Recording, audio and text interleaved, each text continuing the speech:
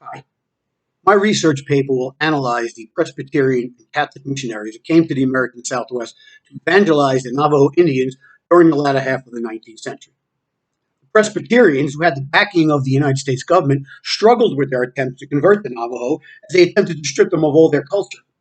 The Franciscans, on the other hand, took the opposite approach, learning their language and allowing them to continue their customs that did not interfere with Catholicism.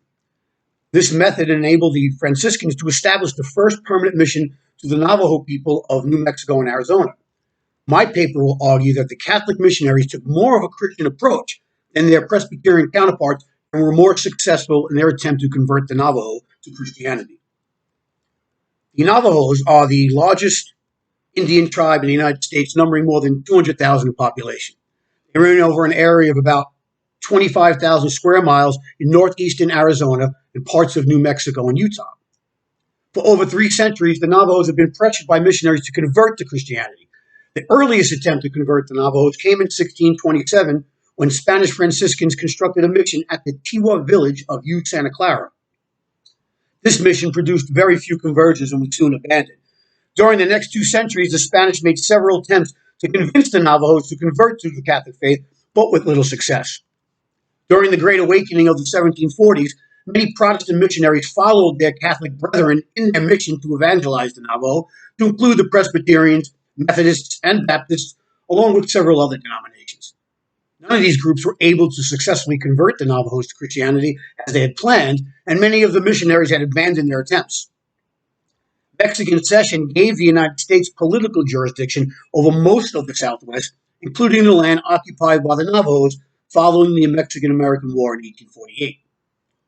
In an attempt to curb corruption, President Ulysses S. Grant gave control of Indian affairs to local churches, allocating the Navajo reservation to the Presbyterians. By 1872, with little or no progress made in their attempt to convert the Navajos, the Presbyterians abandoned their missionary work in Arizona and would not return until 1912. In 1898, 3 Franciscan fathers traveled to Arizona to found St. Michael's Mission in an attempt to convert the natives to Catholicism. My research will focus on the method used by the Presbyterians and the Catholics, and why the Franciscans were better able to convert the natives than their Protestant counterparts. Although there were several denominations that attempted to establish permanent missionaries, I chose to concentrate on the Presbyterians as they had the backing and the resources of the federal government. The Franciscans, on the other hand, were fully dependent on the Catholic Church for funding and working in a country that was predominantly Protestant. In my paper, I will discuss how the Franciscans incorporated the language of the Navajo, along with some of their native customs, into the teaching of Christianity.